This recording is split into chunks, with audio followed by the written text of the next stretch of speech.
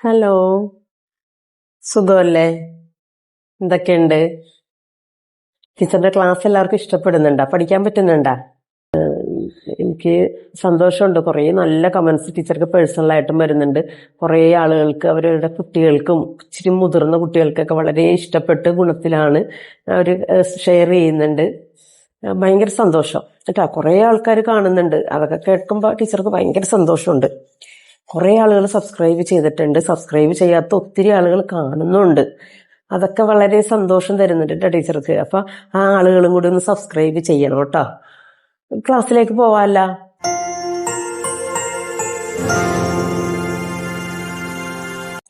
ഇന്ന് ടീച്ചർ എടുക്കാൻ പോകുന്ന അക്ഷരങ്ങള് ഒരു കാരണവശാലും ഒരു വാക്കിന്റെ ആദ്യം വരൂല.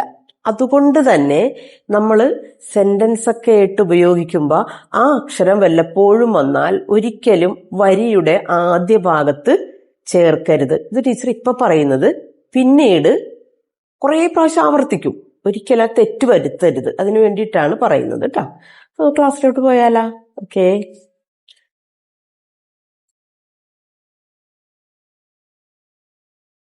അറിയാലോ നമുക്ക്. ഇതും അറിയാം. ഇതും വായിച്ചു കളയാൻ ടീച്ചർ. റാ കഴിഞ്ഞാൽ ടീച്ചർ രാ എഴുതുന്നില്ല. പകരം രായനെ മുകളിലോട്ട് വിട്ട് ഇർ എഴുതുമ്പോ ഇതിന് നിങ്ങൾ 3 വരി വിടണ്ട. 2 ലൈനിൽ എഴുതുമ്പോൾ 1 വരി വിട്ടാ മതി. എന്നിട്ട് എന്ത് വേണം? 1 വരിയിൽ മാത്രം മതി. നീണ്ട വരിയല്ലേ, നമുക്കറിയാലോ നമ്മുടെ പുസ്തകം. ഇവിടെ മാർജിൻ, ഇവിടെ മാർജിൻ, ഇവിടെ ഫോൾഡിംഗ് സൈഡ്. എഴുതുമ്പോ റാ ഇർ, റാ ഇർ, റാ ഇർ, റാ ഇർ, ഇങ്ങനെ എഴുതിയാൽ മതി.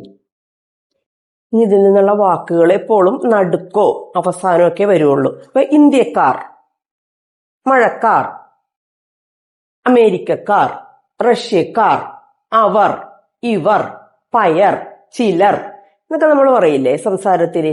ഇതിന്റെ എല്ലാം അവസാനം വരുന്ന വാക്കാണ് ഇർ.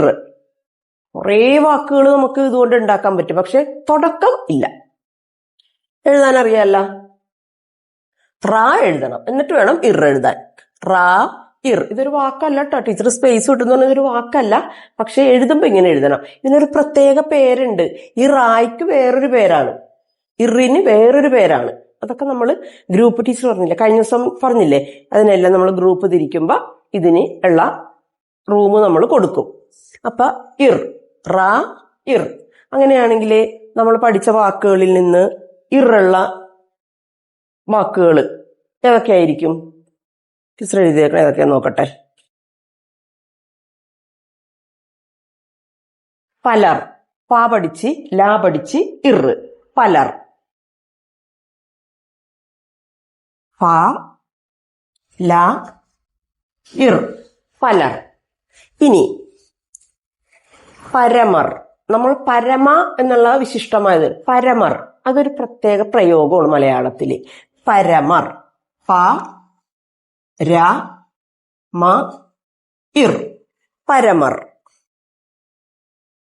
ഇനി പൂവ് കേട്ടിട്ടുണ്ടല്ലോ. പൂവ്, പൂവിന് മറ്റൊരു വേർഡ് എന്താ? പുഷ്പം, സുമം, കുസുമം. ഇതെല്ലാം പൂവിന് നമ്മൾ പറയുന്നതാണ്. പല പല സന്ദർഭങ്ങളിൽ ഉപയോഗിക്കുന്ന വാക്കുകളാണ് പൂവിന്. അതിന് പര്യായ പദങ്ങൾ എന്നാ പറയുന്നത്. ഇവിടെ നമുക്ക് ഒരു വാക്ക് കിട്ടും. വായിക്കി. എന്തെന്നാണ് ടീച്ചർ എഴുതാൻ പോകുന്നത്? ഇത് പലറല്ലേ?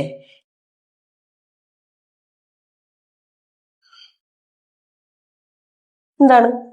മലർ, മലർ. പൂവ്, ഇർ. ഇപ്പൊ നമ്മൾക്ക് ഇപ്പൊ കിട്ടുന്ന വാക്കുകൾ ഇർ വെച്ചിട്ട് നമുക്ക് കിട്ടുന്നത്, നരൻ സിനിമ കണ്ടിട്ടില്ലേ? നരൻ, നരർ, നരർ. ഒരു വാക്കുണ്ട് നരർ. അപ്പൊ ഇർ വെച്ചിട്ട് റാ ഇർ, റാ ഇർ, റാ ഇർ, റാ ഇർ. ഇങ്ങനെ തന്നെ ഒരു വരി എഴുതിയാൽ മതി. ഇത് പായില് അല്ലെ? പലർ, പരമർ, പായിൽ എഴുതണം. മലർ ഇവിടെ എഴുതണം മായില്. നരർ. ഇത്രയും വാക്കുകൾ നമുക്ക് ഇറ് വെച്ചിട്ട് കിട്ടി. അപ്പൊ ഇത് ഒരിക്കലും ഈ ഇർ എന്നുള്ള അക്ഷരം ഒരു കാരണവശാലും ഒരു വാക്കിന്റെ ആദ്യ ഭാഗത്ത് വരില്ല. അതുകൊണ്ട് തന്നെ നമ്മൾ സെന്റൻസിലേക്ക് നമ്മളുടെ പ്രവർത്തനങ്ങൾ പോകുമ്പോൾ ഒരു കാരണവശാലും ഒരു വരിയുടെ ആദ്യ ഭാഗത്ത് ഇർ വന്ന് തുടങ്ങാനുള്ള ഇടവരരുത്. ഇപ്പൊ ഞാനൊരു ഉദാഹരണം പറയാം. ഞാൻ ഇന്നലെ പയർ കറി തിന്നു, പയറു കറി തിന്നു എന്നായിക്കോട്ടെ. അപ്പൊ യാ വന്നു കഴിഞ്ഞപ്പോ നമ്മുടെ പുസ്തകത്തിന് സ്ഥലം തീർന്നു. ഒരിക്കലും ഇറന്ന് എഴുതിയിട്ട് കറി തിന്നു എന്ന് നമ്മൾ എഴുതരുത്. പകരം യായും അവിടെ നിന്ന് എടുത്ത് ഇവിടെ നിന്ന് തുടങ്ങുക. രണ്ടാമത്തെ വരിയിൽ ടീച്ചർ അതിനുള്ള പ്രാക്ടീസൊക്കെ തരുന്നതാണ് കേട്ടോ, പറഞ്ഞെന്ന് മാത്രം. അപ്പൊ റാ ഇർ, റാ ഇർ, റാ ഇർ. പ്രത്യേകിച്ച് ഒരു ഇതൊന്നും രീതിയൊന്നുമില്ല. നമ്മൾ രാവരക്കുന്നു മുകളിലോട്ടാക്കുന്നു, അത്രേ ഉള്ളൂ കേട്ടോ. റാ ഇർ, റാ ഇർ, റാ ഇർ. പലർ, മലർ, പരമർ, നരർ. ഓക്കെ. അങ്ങനെയാണെങ്കിൽ ഇതിന്റെ കൂട്ടത്തിൽ വേറെ 4 പേരും കൂടി ഉണ്ട്. നമുക്ക് 2 പേരെയും കൂടി ഒന്ന് പഠിക്കാം. റാ ഇങ്ങനെ തന്നെ പറയണം കേട്ടോ, റാ ഇർ. അങ്ങനെയാണെങ്കിൽ ഇതെന്താണ്? ന ഇൻ, ന ഇൻ. അപ്പൊ നമ്മുടെ 2 വരിയിൽ നമ്മൾ എന്ത് ചെയ്യണം? ഒരു വരി എടുത്താൽ മതി. നാ ഇൻ, നാ ഇൻ, നാ ഇൻ, നാ ഇൻ, നാ ഇൻ. നമുക്ക് ഏതൊക്കെ വാക്കുകൾ കിട്ടുമെന്ന് നോക്കാം. നമ്മൾ സ്വർണം കടയിൽ പോയിട്ട് വാങ്ങിക്കുന്നത് ഏതളവിലാ? 1 ലിറ്റർ സ്വർണം, 1 മില്ലി ലിറ്റർ സ്വർണം അങ്ങനെയാണോ? അല്ലല്ല. നമ്മൾ സാധാരണ പോയിട്ട് മേടിക്കുന്ന ഒരളവുണ്ടല്ലോ. എന്തെന്നാണ് അതിന് പറയുന്നത്? വായിക്കേ. പ വ ഇൻ, പവൻ അല്ലേ? പവൻ. ഇനി നമ്മളൊരു വാക്കിന് നമുക്ക് ഇതൊരു അക്ഷരം വാക്ക് കിട്ടിയില്ല. ഹ ഇൻ സ, ഹൻസ. ഒരു ലേഡിയുടെ പേരാണ് ഹൻസ. ഇനി നമുക്കിതിനെ ബോയ് ആക്കാം. ഹ സ ഇൻ, ഹസൻ. ഈ 3 അക്ഷരം നമ്മൾ പഠിച്ചതല്ലേ? പവൻ, ഹൻസ, ഹസൻ. ടീച്ചർ നോക്കട്ടെ വേറെ വല്ലതും. നരൻ. നമ്മളൊരു സിനിമ പഠിച്ചിട്ടില്ലേ? നരൻ. ന രാ ഇൻ, നരൻ. ഇതിങ്ങനെ ശരിക്കും കൂട്ടി കേട്ടോ, നരൻ. ഇനി കല്യാണ പന്തലില് വരനും വധുവും അല്ലെ? അപ്പൊ വരൻ, അത് നമ്മൾ പഠിച്ചതാണ്. വാ രാ ഇൻ, വരൻ. ഒരിക്കൽ കൂടി. ന ഇൻ, ന ഇൻ, ന ഇൻ, ന ഇൻ, ന ഇൻ. ഒരു വരി എഴുതിയാൽ മതിയേ. അതിനുശേഷം പാ എടുത്തിട്ട് നമുക്ക് എന്തെഴുതണം? പവൻ.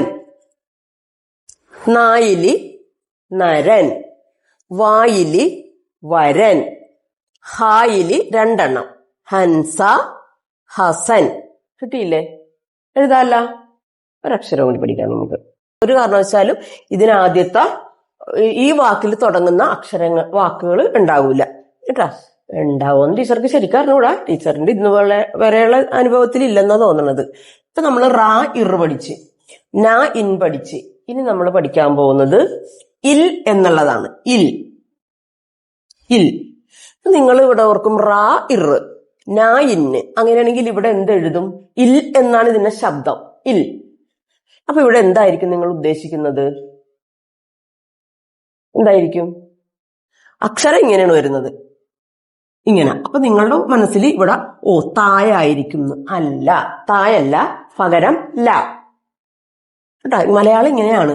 മലയാളം അല്ല, ഇംഗ്ലീഷും ഇങ്ങനെയൊക്കെയാണ്. പല അക്ഷരങ്ങൾക്കും വാക്കുകൾ ഉച്ചരിക്കുന്നതൊക്കെ വളരെ വ്യത്യസ്തതകൾ ഉണ്ടാകും. നമ്മൾ ഓർക്കും അതെന്താ അങ്ങനെ, അതെന്താ ഇങ്ങനെ എന്നൊക്കെ ചോദ്യം വരാം. അത് നമ്മുടെ കാരണന്മാരായിട്ട് ഇങ്ങനെയുള്ള സംഗതികൾ ഉണ്ടാക്കി വെച്ചിട്ടുണ്ട്. നമ്മൾ അത് ഫോളോ ചെയ്യുക കേട്ടോ. മാറ്റാനും മറിക്കാനൊന്നും നമ്മൾ പോവണ്ട. പക്ഷെ പഠിക്കുക, നന്നായിട്ട് പഠിക്കുക, എഴുതി തന്നെ പഠിക്കുക. ഇവിടെ എന്താണ്? ല ഇൽ. റാ ഇർ ല ന ഇൻ ലാ ഇൽ. ഒരു വരി കംപ്ലീറ്റ് എഴുതുക.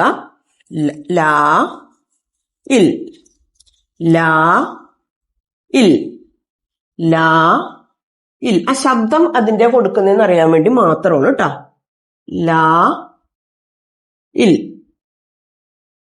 റാ ഇർ ന ഇൻ ലാ ഇൽ.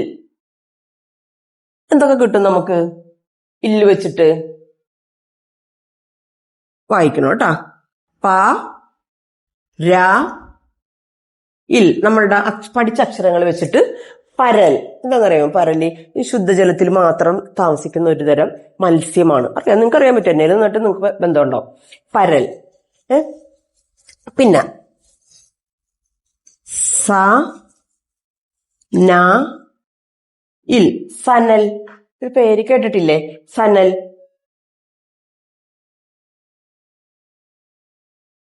അപ്പൊ പായില് പരല് ചേർക്കുക, സായില് സനല് ചേർക്കുക. പിന്നെ നമുക്ക് ഹായില് എന്താണ്? ഇഷ്ടമുള്ള സാധനം അല്ലേ? ഹലുവ എന്ന് പറയും. ഹലുവ, ഹൽവ എന്നൊക്കെ പറയും. ഹൽവ എന്നാണ് കുറച്ചും കൂടി ജനറൽ ആയിട്ട് കേട്ടേക്കുന്നത്. ഹൽവ. അപ്പൊ ഇത് ഹായിൽ എഴുതുക. ഇനി കൂടുതൽ അക്ഷരങ്ങൾ, വാക്കുകൾ എഴുതാൻ പറ്റും. പക്ഷെ അത് അടുത്ത ക്ലാസ്സിൽ പഠിക്കാം. ഇത്രയും കാര്യങ്ങൾ പഠിക്കുക. അടുത്ത ക്ലാസ് ഒരു ടെസ്റ്റ് പേപ്പർ ആയിരിക്കും. Okay, Tata, bye bye.